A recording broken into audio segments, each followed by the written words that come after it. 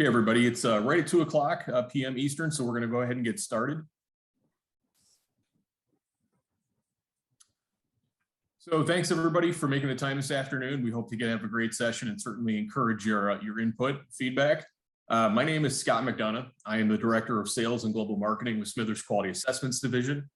You'll notice that for this webinar, chat has been disabled, but please use the Q&A button to submit your questions to be answered after the presentation. We will set aside some time at the end to go through any questions you might have. After you exit the webinar today, a brief survey will appear. We would certainly appreciate your feedback. That information does help inform future webinars that we bring you. So a little introduction on our guest speaker today. Aaron Troschinetz is the General Manager for North America's Smithers Quality Assessments Division. Over his nearly 20-year career, Aaron has split equal time between the manufacturing and certification industry sectors, crossing over them on 3 separate occasions. This unique crossover experience is something that has provided Aaron with an immense amount of perspective for what truly works in the real world, as well as it's instilled in him a constant pursuit for operational excellence. In manufacturing, Aaron evolved from a machining production supervisor of UAW hourly employees into leading major environmental and quality initiatives such as ISO 9 and 14001 and ISO TS 16949 implementation, and later into special vendor recovery assignments, as well as major program platform launches. In certifications, he's led the largest aerospace certification services company in the world, delivered new certification programs ranging from IT to food sectors, as well as been responsible for overall growing business profitability while maintaining associated operational costs. Aaron also maintains active certifications as an American Society of Quality Certified Manager, Organizational Excellence, and Certified Quality Auditor. He has auditor credentials, which include automotive, environmental, aerospace, and medical device, as well as supporting lean, project management, professional, Six Sigma, and trainings. In his current role as General Manager, North America for Smithers Quality Assessments, Aaron has been charged with specifically delivering the organizational supporting structure and business growth programs to realize a 3-fold increase in the business in the next 3 years, which he is intent on meeting through a series of business growth initiatives well underway. And with that, Aaron, I turn it over to you. Excellent. Well, thank you, Scott, for the introduction. I appreciate everyone making the time. I know we're all very busy. I am going to pull up my deck.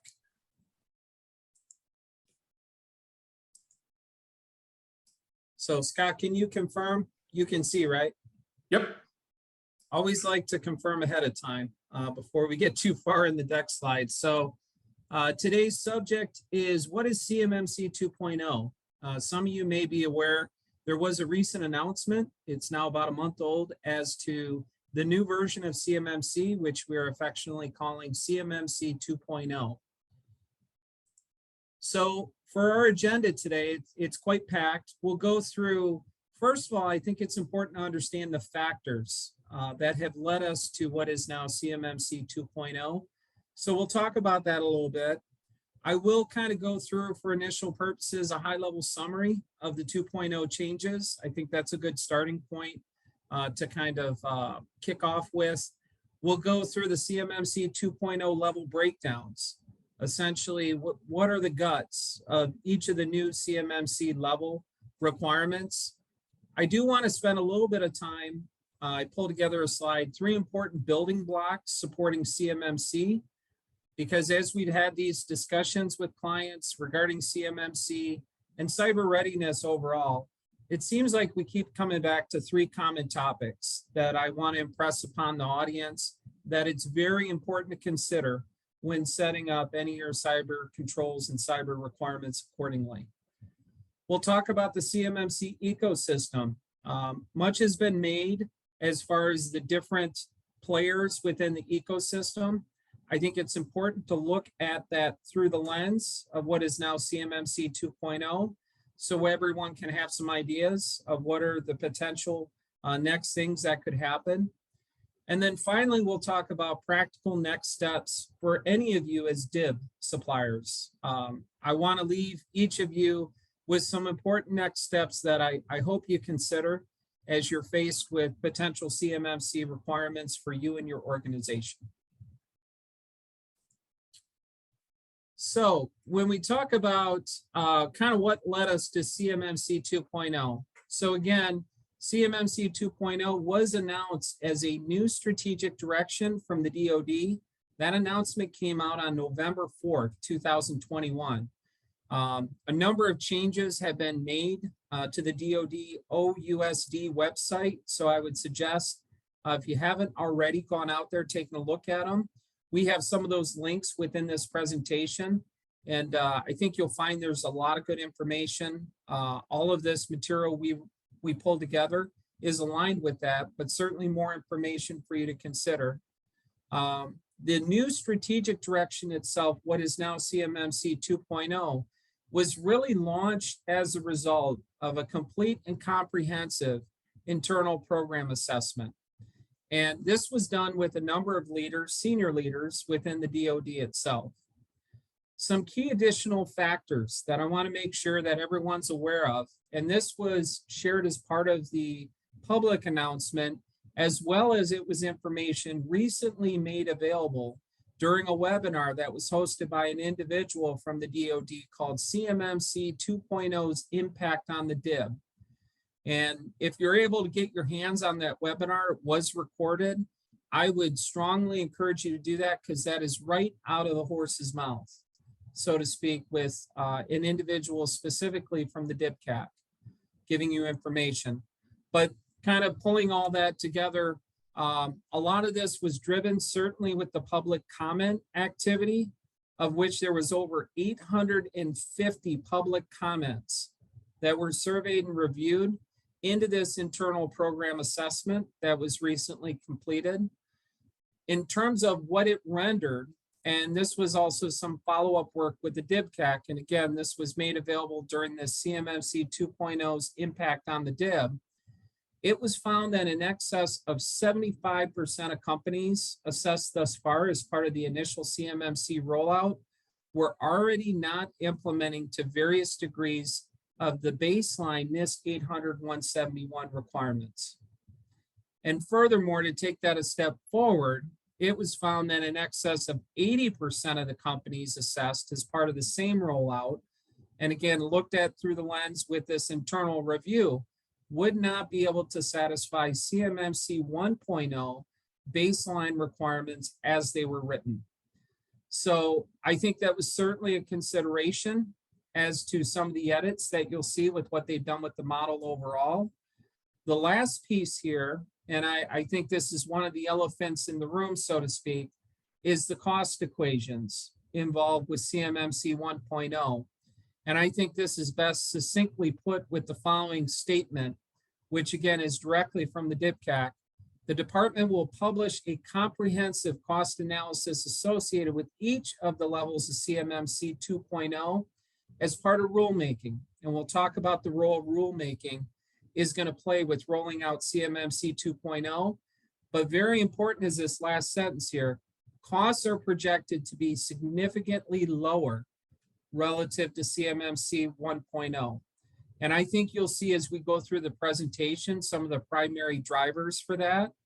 But I think with the public comments, certainly from talking to folks in industry, cost was a huge concern. Make no mistake with CMMC 1.0. And I think what you'll find with CMMC 2.0 is they've tried to bring it back to some basics, which are hopefully not as cost burdensome as some of the requirements prior in CMMC 1.0. So this is the overall summary. Again, high level summary of 2.0.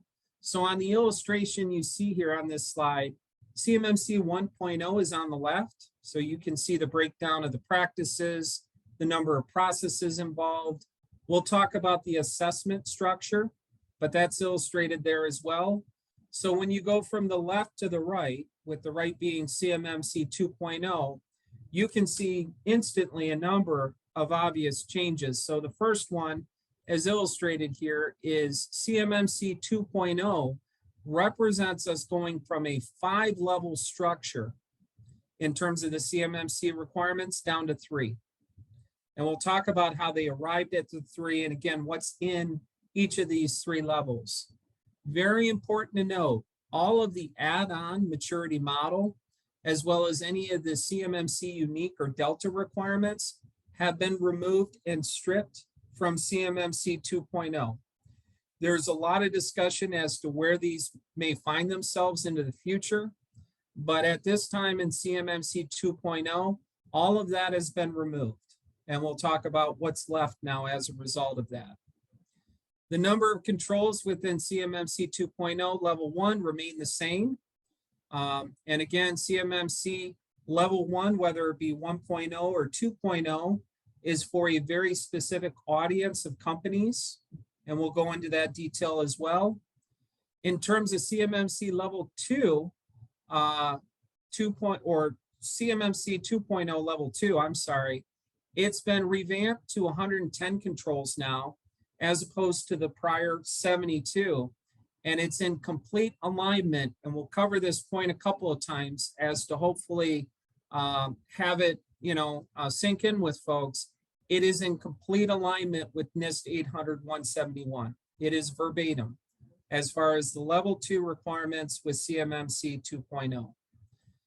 And then finally, the level 3, which they're calling an expert level, and we'll go through this with what information we have available at this time. So CMMC 2.0 level 3 is still a little bit to be determined.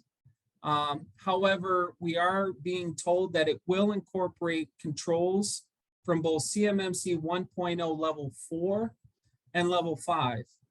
And it will likely represent requirements from NIST 800-172 as opposed to 171. And for those of you familiar with the differences between 171 and 172, we'll talk about that within the context of level 3 and what that means. That is a very specific group of companies clearly within the DIB that have to have very enhanced cyber controls as part of their overall system. So the other piece I kind of want to look at in terms of the high-level summary of CMMC 2.0, there were clearly with this announcement some pretty significant considerations and associated impacts with the assessment structure under which CMMC is going to not only be certifying initial organizations, but allowing organizations to maintain certification. And the footprint that we were provided is in the illustration to the right. So with CMMC 2.0 level 1, that's the foundational level, it is completely self-assessment. There is no third-party requirement. Those of you familiar with CMMC 1.0 level 1, there was a third-party requirement. That is now gone. It is self-assessment only. We'll talk about the steps involved once that self-assessment is complete to become CMMC level 1 certified. But at this point in time, as defined, there is no third party involved with those activities. CMMC 2.0 level 2 is kind of interesting. This one is a combination of both self-assessment or third party. And this is being defined right now. In fact, they're working on this, as we're told, based on CUI prioritization. And there's a lot of discussion as to what does prioritization mean. I don't have a clear answer for that right now. I've heard numbers like, for instance, the stream, if you will, with third-party requirements, maybe might be 20% of the organizations that are required to have level 2 certification, which would mean 80% would be self-assessment, but we just don't know. And a lot of that is still yet to be defined. And again, we're being told is based on CUI prioritization. Important aspect in terms of the third-party assessment, we have learned that that will be a triennial frequency. And what that means is once you're granted certification, we are being told that it will be every 3 years. And that's in its current shape and form within CMMC 2.0. We didn't necessarily have a clear definition on that previously with 1.0, but the line in the sand that's being put right now is every 3 years, you'll be required to go through some type of a sustained audit activity to maintain CMMC certification. CMMC level 3, or I'm sorry, CMMC 2.0 level 3, this is considered the expert level. And we'll talk about what we know so far with that level. That is being defined as a government-led activity. And what that means is basically it will be a DIPCAC-led activity. We have been told that very explicitly.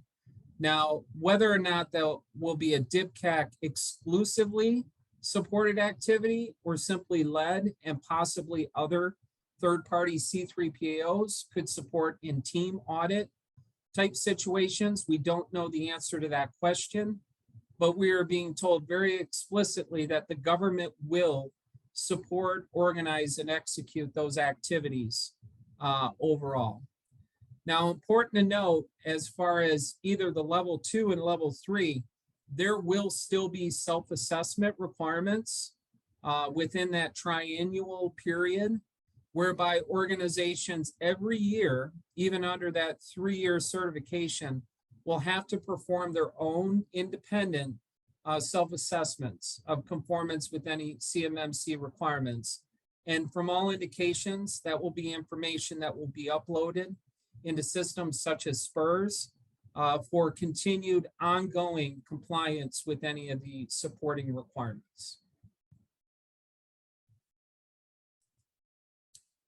So some other considerations, and this is kind of the everything else with CMMC 2.0, because in addition to kind of the major event, if you will, with moving from the 5 levels to the 3 levels and what's in each level, there were some other things that we learned as well with CMMC 2.0 about a month ago.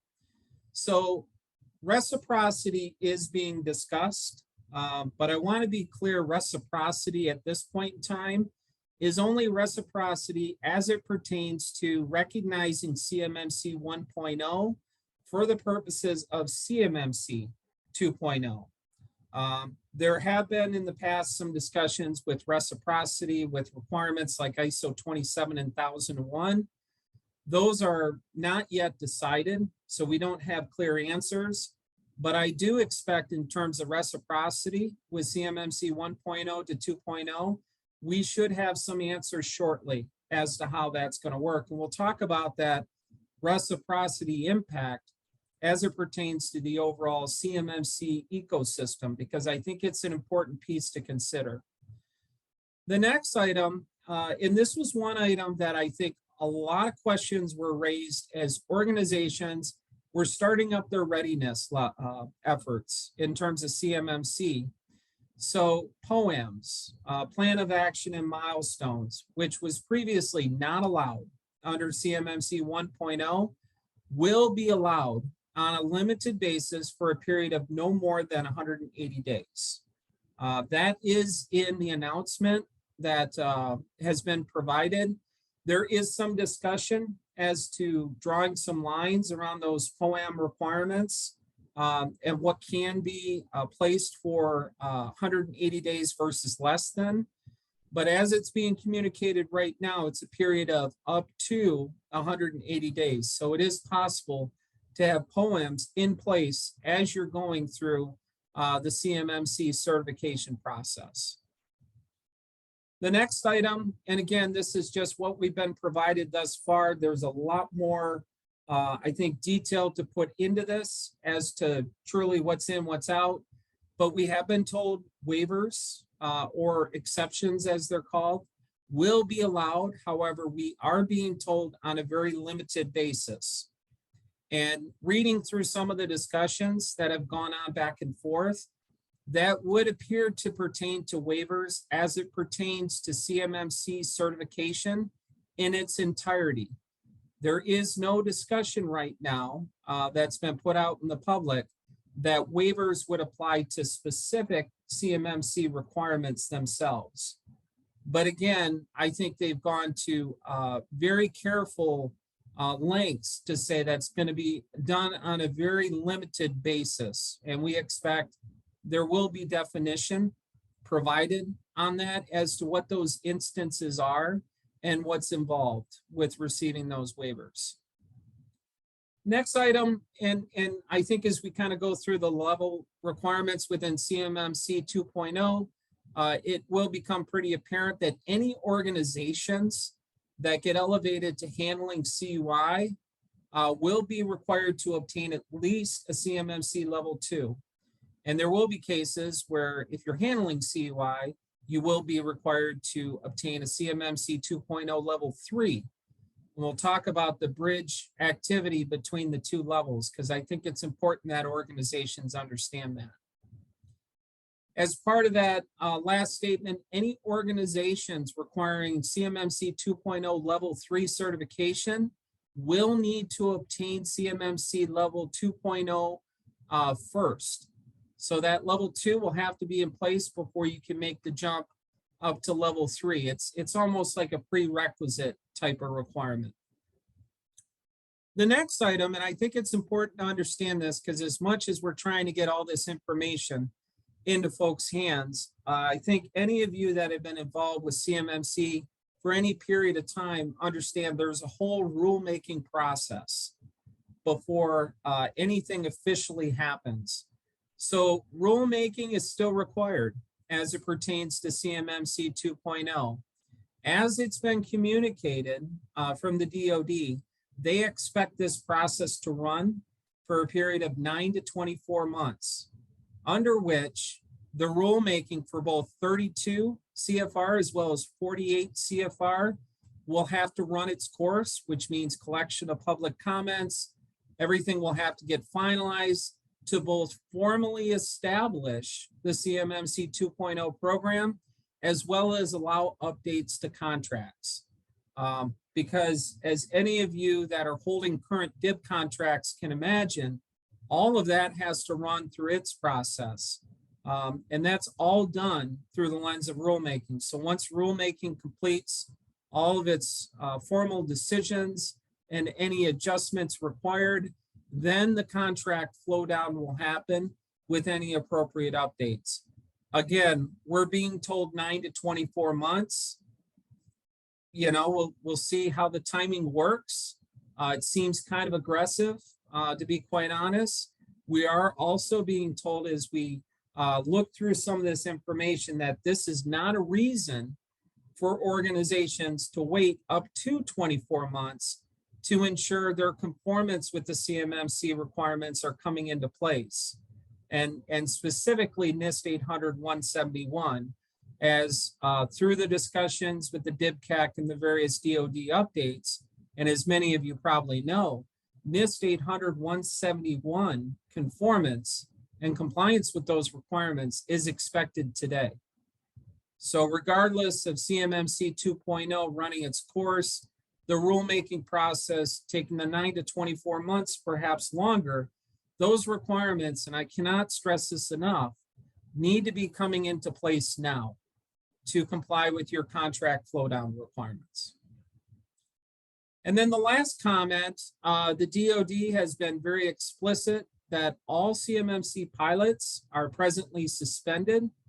Any mandatory certification is being suspended as well, until which time rulemaking is complete. So again, rulemaking needs to run its course, collection of public comments, any adjustments, certainly updates to contracts, before any of those types of things come online and become formalized type of requirements as it pertains to CMMC 2.0.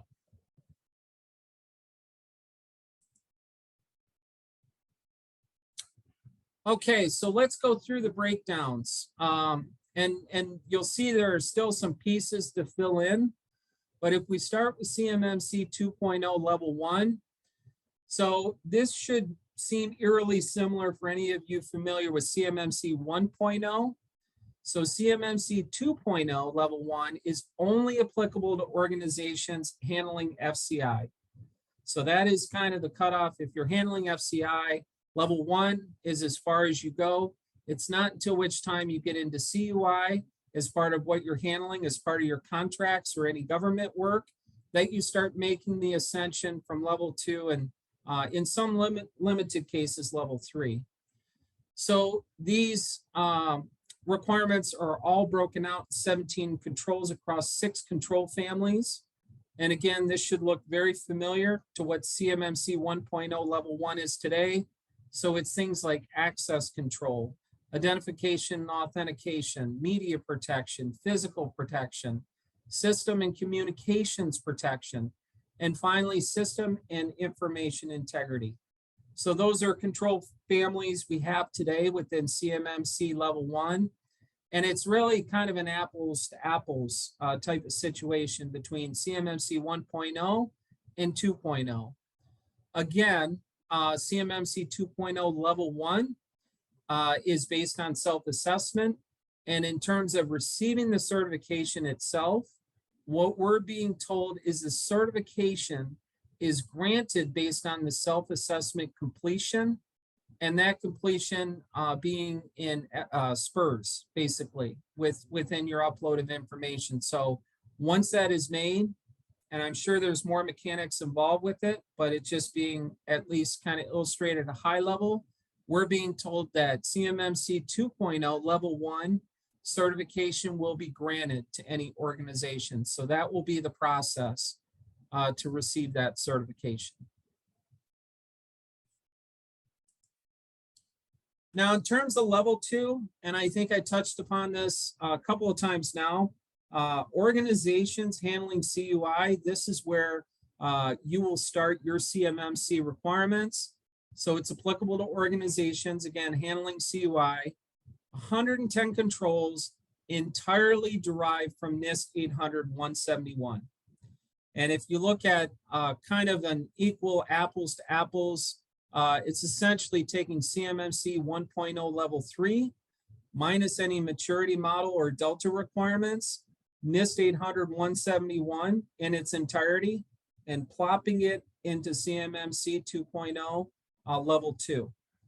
And for many organizations, that's probably a relief, because I think most organizations, again, overwhelming majority, will fall into that level 2 set of requirements. So I think most organizations, if you spent time with NIST 800-171, you're well on your way in terms of meeting those requirements. If you look at it in terms of level 2 to level 2 with CMMC 1.0 versus CMMC 2.0, you now have 14 control families as opposed to 17. So a slight reduction there. But again, if you're meeting NIST 800-171, if you built those types of controls in, you're already well on your way as far as conforming with CMMC level 2.0 level 2.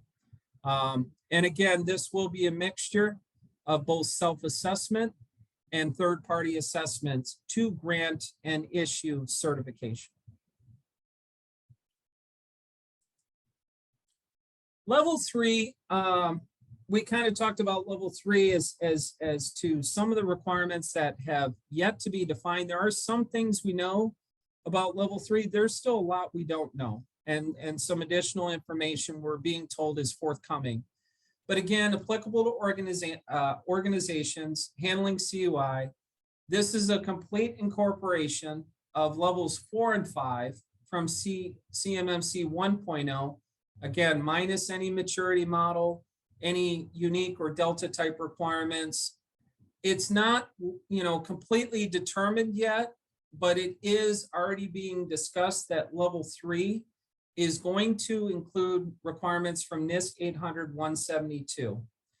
And specifically, as you kind of look at what's been announced so far, the primary driver for that is to support some of the advanced persistent threat or APT requirements that were there as you moved into a level 5 type of set of requirements. Now, again, level 3 is only likely going to affect a select community. I think of DIB suppliers, very close to primes, certainly handling very sensitive CUI, a lot of criticality with what they're supplying within the overall DIB, but that's where those requirements come into play. And I think it's yet to be shown as to what extent of 800-172 is going to be incorporated over, but we're already being told that that's where they're going to go for any subset of requirements that are involved. It will not take us back to maturity model type requirements that were there before, especially in CMMC 1.0 level 5.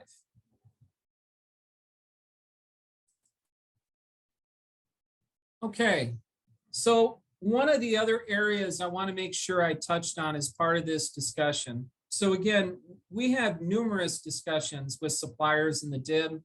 We've worked with companies in helping them get CMMC ready.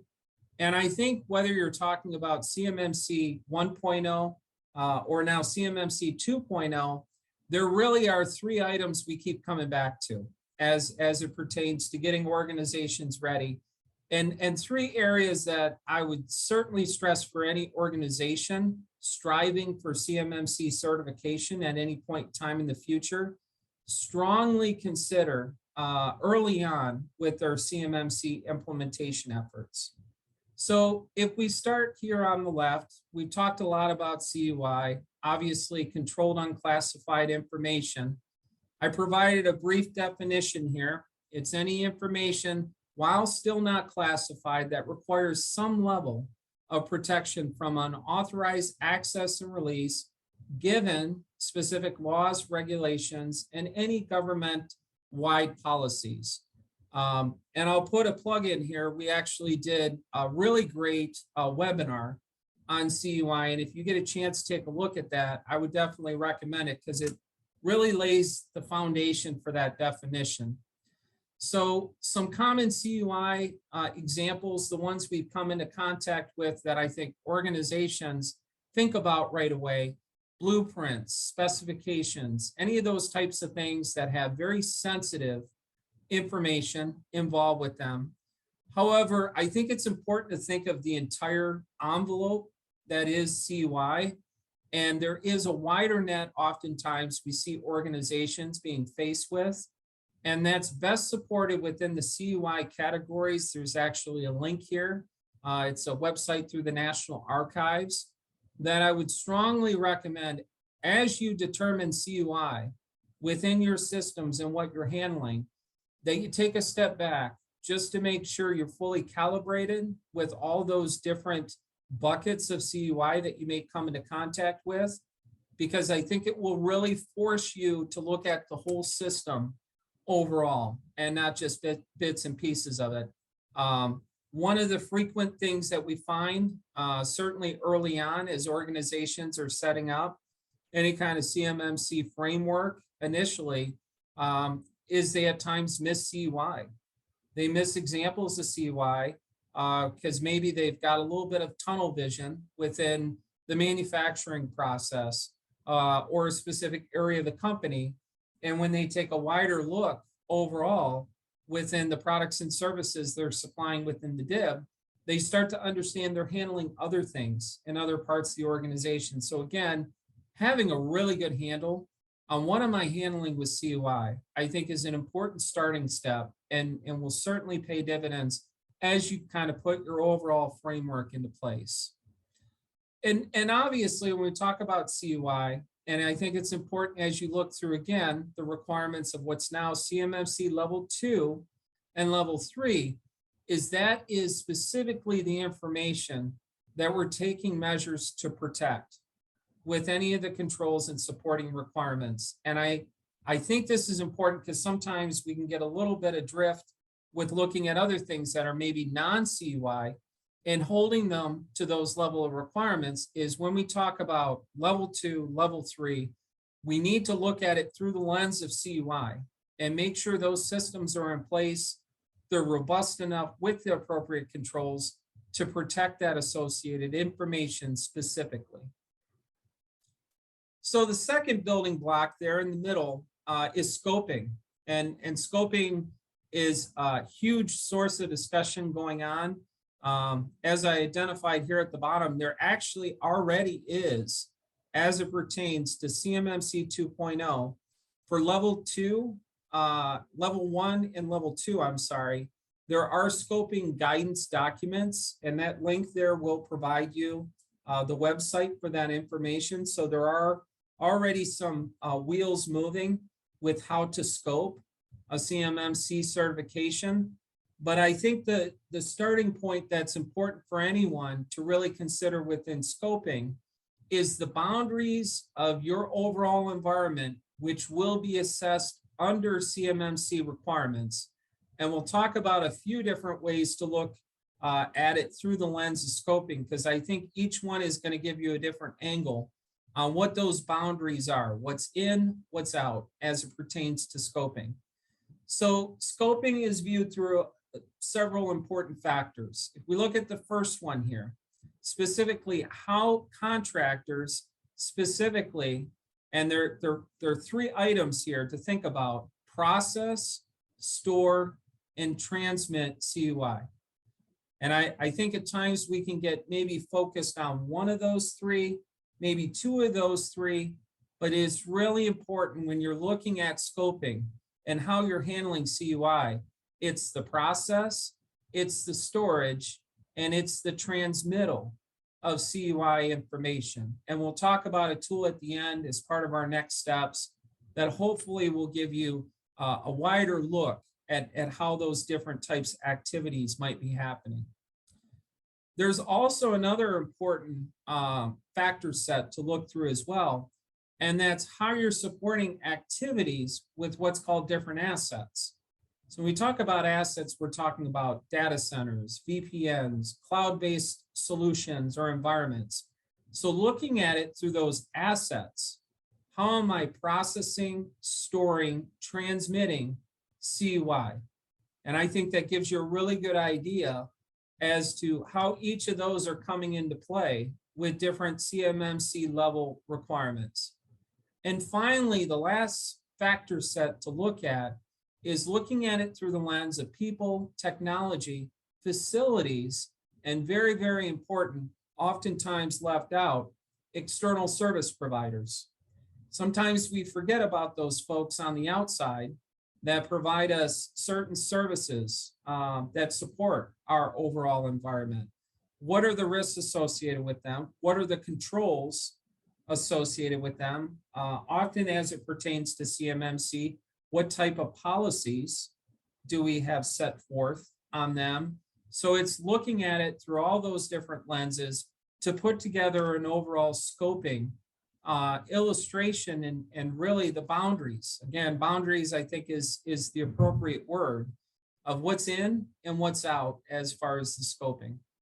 And again, I touched on at the onset, there are some scoping documents, at least for CMMC level 1 and 2 at this time. And I would certainly encourage you to take a look at those. They're available through the link. So the last item that we have here, and I think it's important to consider these early on in the onset of your CMMC implementation, is the issue of POEMs. And we just got done talking about for CMMC 2.0, POEMs are being allowed. And I think it's important to understand POEMs do have some structure to them. There is a definition for POEMs, and it's as follows: an action plan that is an output of an assessment for CMMC, which could be internal or external, and generally includes assignment, timing of identified gaps. So it's not just putting a list together, it's assigning it to a person, it's putting timing to it. Obviously putting resources behind it to hit a specific date at which time you intend those actions to be complete and for you to be full conformance with those given requirements. So using that as kind of a starting point, again, POEMs were largely simply not discussed. I think they were one of the elephants in the room with CMMC CMMC 1.0. With 2.0, they are being allowed, with the exception of some of the highest weighted requirements, and that's directly from some of the announcements with CMMC 2.0. We don't know yet what those highest weighted requirements are going to be. That's still being defined, but certainly working with that time frame of up to 180 days, I think is a long period of time for a lot of these POEM items. I would certainly encourage organizations to work much sooner than that in bringing those requirements into full conformance as part of POEMs. The next item I'd mention is POEMs are not a long-term solution to CMMC requirements. So just keep in mind, I think it's important that we understand for initial implementation purposes, you're always going to have some degree of POAMs, some degree of gaps with full conformance with the requirements, but that's not a long-term solution. We need to find ways to execute on POAMs to bring ourselves up to full conformance with the requirements. And you know, the analogy I use is a bridge to eventual full compliance. And I think that's the important appropriate lens to kind of look at POAMs is it's temporary. It's not a permanent solution. And those are things that we're working to resolve to get us to where we need to get to. There is also another presentation. Again, I provided a link to it, all public information, which includes some additional POAM information. I'm sure many of you have worked on POAMs. There are some best practices with POAMs, some formats you may want to consider. But really what it comes down to is identifying the gap, identifying the assignment with the individual or individuals responsible for it, and then the timing and ensuring that those things happen. We've walked into some discussions with clients and we see POAMs and, you know, if they're not being executed, then there is a question obviously as to, okay, how seriously can we take this POAM as opposed to do we need to start from scratch with what these identified gaps may be. So that's why they are living documents. They are things that have to be managed in accordance with certain timing expectations involved with them. Okay.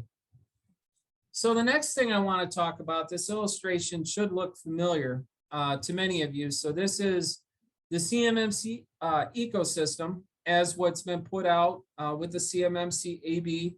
For those of you that have not gone out to the CMMC AB website, I would encourage you to do that. I think it's important to have that as kind of a source of information with any relevant updates that are happening with CMMC. But as we've talked from the early onset of CMMC, it is going to take an ecosystem for us to realize our target of having some degree of cybersecurity requirements within the DIB. And I think everyone recognizes that. And everyone recognizes that different individuals play different roles within that ecosystem.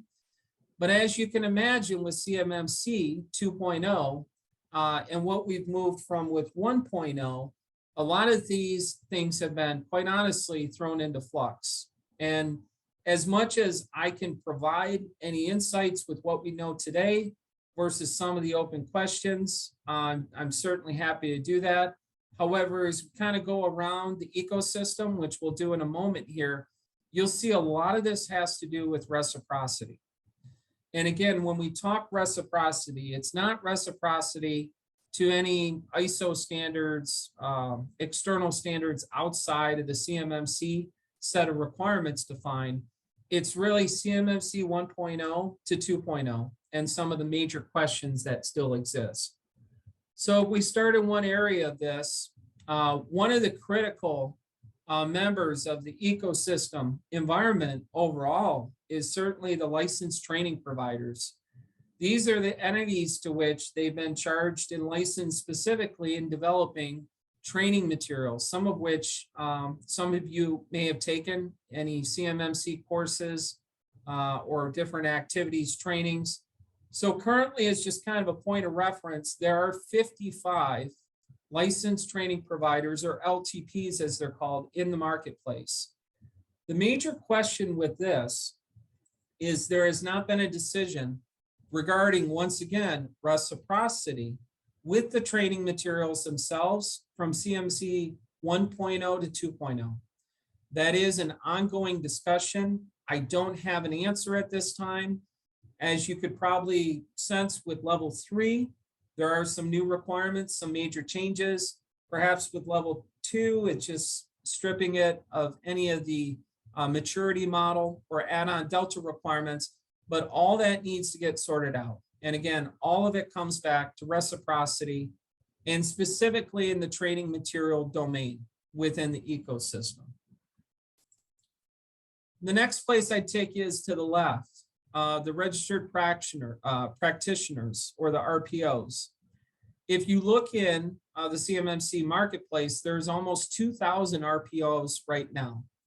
Again, major question, how is the reciprocity process going to work from CMMC 1.0 to 2.0 as it pertains to RPO approval? Some organizations are seeking out certified RPOs as part of their implementation. That is not a requirement. However, that's something certainly an individual can do. And RPOs are being put out in the marketplace as far as being knowledgeable on CMMC. But now with this shift of 1.0 to 2.0, there's no clear definition on how that's going to work in terms of transitioning RPOs. That's not an answer we have right now, but again, you can see where reciprocity comes back into play, specifically with folks involved with integration, implementation of CMMC requirements, again, that RPO community of folks. The next area I take you is over to the provisional assessors or PAs. Currently in the marketplace, there are 125 provisional assessors. Provisional assessors are deemed as individuals that essentially are approved to conduct CMMC assessments. As you can imagine, if you look at these individuals, this is no knock on anybody, it's just reality.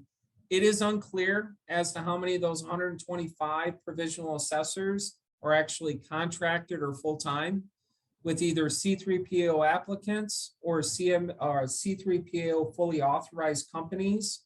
We don't have an answer on that, so there's a question there as to where those individuals are in the C3PAO side of things.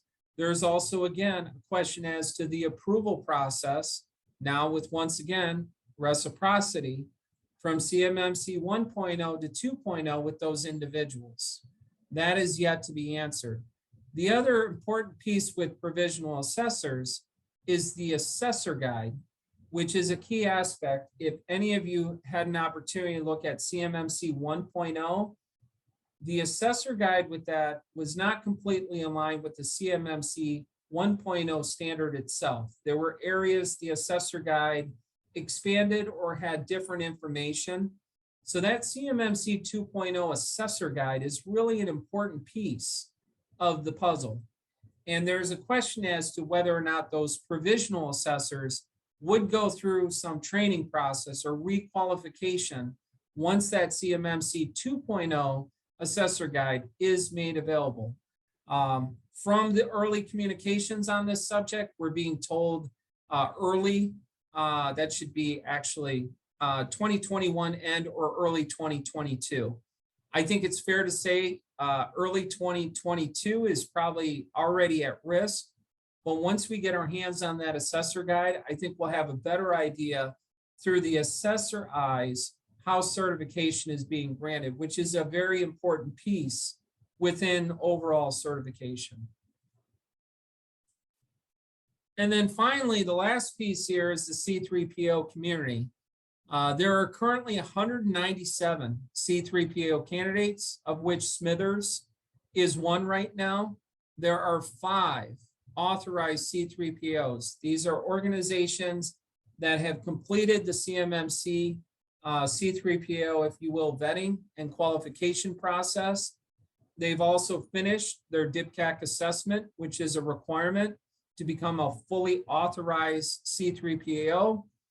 Again, there's questions as to the CMMC 1.0 to 2.0 reciprocity with the C3PAO approvals. Will they have to go through an additional Delta DIPCAC assessment, for instance, to make themselves CMMC 2.0 fully authorized C3PAOs? That question's not answered. As well as there is scoping guidance, I mentioned that before, but that's just recently become available, and there's still level 3 scoping that's required. So those pieces, as it pertains to the C3PAOs and what they do with granting certification, really needs to be put into place and those questions answered as it pertains to granting CMMC 2.0 certification.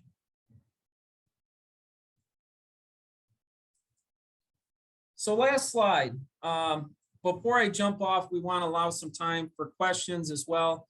I wanted to leave each of you with some very practical next steps. I think these are important practical steps. If you haven't taken them already, I can't stress enough, take the time to exercise some of these basic steps, because I think it's really going to help in your lead up to eventual CMMC certification as 2.0 comes online and becomes available for organizations within the DIB. So the first item, and this goes back to the slide we had previously, take the time to understand your CUI. Again, looking at it overall in terms of the products and services you provide as part of any of your DIB contracts, I think is extremely important. Don't get focused on one particular aspect of common examples, blueprints, specs that we see as part of CUI commonly identified. Really make sure you're covering the full breadth of CUI requirements. I think that's very important. The next one is identify the extent of your CUI in terms of, and a great tool to use if you're not using already is a topology diagram. And topology diagram is typically what we see at the front end of an assessment. It goes back to the scoping discussion again. What are the boundaries? What are kind of the guts of the overall system and the set of requirements that we're involved with? It involves all those different factors, as we call them with scoping, and it represents them in a visual illustration and any of the interfaces and how things work together within your overall CMMC set of requirements. Very important tool. There are a lot of great examples if you go online, and certainly some of the DoD resources provide them as well. Very useful tool to kind of have an overall picture of what's involved with your CMMC certification.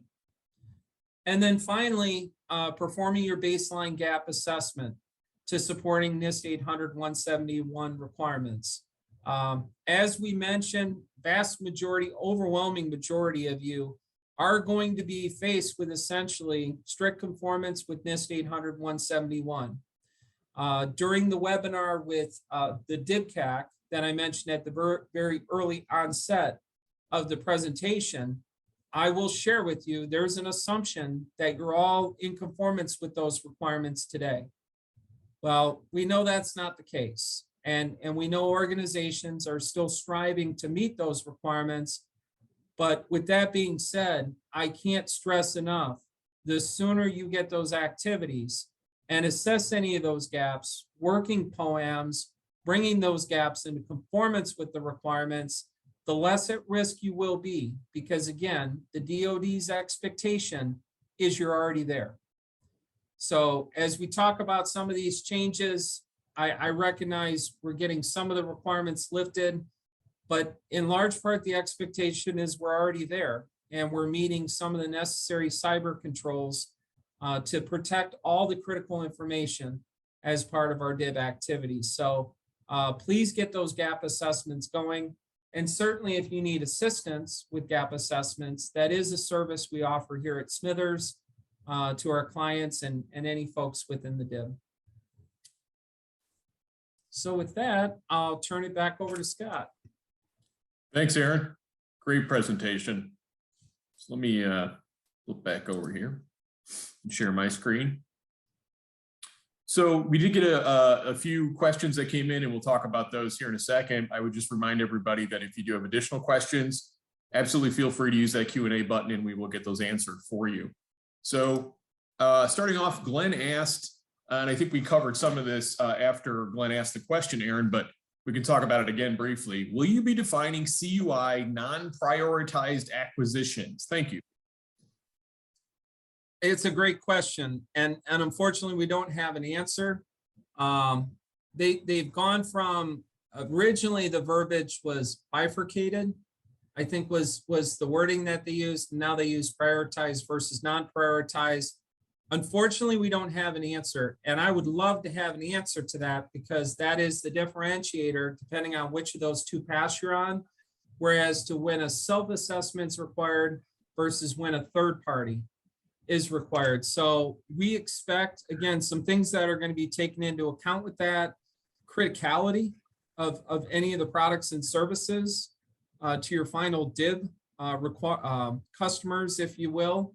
We expect maybe some of it will be defined in contracts. We don't know yet, as well as it could be spelled out by any government acquisition officials that you may be interfacing with. So we expect to have that definition soon. So William asked a few questions here. We'll start with his first one. Will there be an additional ramp-up time after the next rule is finalized? We are being told at this time it won't. In fact, we're being told that within the 9 to 24 months rulemaking process, that the expectation is once the rule is set in place, again, the second part, CFR 48, allows it to go in contracts. Once it goes into contracts, it becomes a requirement. So we're being told that organizations should not wait until the tail end of that 9 to 24 month, that the expectation is DIB suppliers are getting ready now, if not already in conformance. Thank you. Next question from William. We are a small machine shop and submitted our 171 score a couple of years ago. Do we need to do anything further? So that's a great question. If you submitted your score, I think it's important that you look further within the score as to any identified gaps. Again, whether it's CMMC 2.0 level 2 or level 3, there is still a self-assessment requirement that's been put out there. And what that will entail, and this was directly from the DIBCAC, is the expectation every organization is going to be looking at this. And the word they kept mentioning was holistically, and a journey. So the expectation is organizations will be updating those NIST 800 171 scores and updating into systems such as SPRS accordingly. And then finally, do you think the DoD will just take over or eliminate the CMMC AB? Anybody's bet. As I took the time to point out, you can see there are ripple effects already within the CMMC ecosystem that's spelled out with the CMMC AB. I will mention if those of you are interested, the CMMC AB still holds town halls, which if you're able to attend, I would strongly encourage, because oftentimes it's a good source of information. But at this point in time, there has not been made any determination on the future path forward for the CMMC AB. So it doesn't look like we have any other questions that have come in. So given the time, just a couple of notes as we wrap up today. Oh, hold on, another question came in. Are there any rules in place to dissuade companies from creating false self-assessments in terms of quote unquote pretending to follow policies? Yeah, imprisonment. I mean, short answer is you don't want to lie to the government. And, yeah, and I think I'm not a lawyer, nor do I play one in real life, but I mean, guys, what it comes down to is basically it is considered lying to the government. If you're going to put out there, especially into a government system like SPRS, that, hey, we're perfect.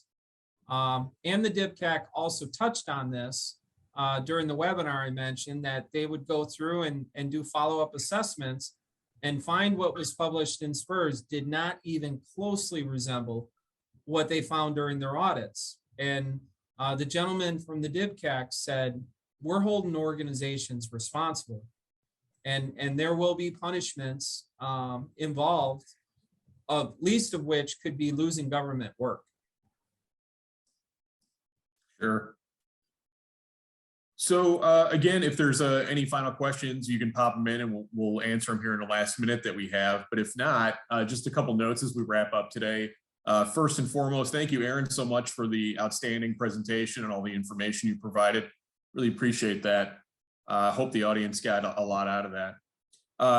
This presentation will be available on smithers.com shortly. Everyone who registered to attend will be notified via email when that video is available. So if you'd like to take a look at that again, I would also echo Aaron's plug. If you take a look at our website, we have built up quite a bit of a library of video webinars specifically the one on the introduction to CUI is an outstanding one. Be sure to visit the website and check that out. When this webinar ends, you will be directed to a brief survey. Your feedback is greatly appreciated.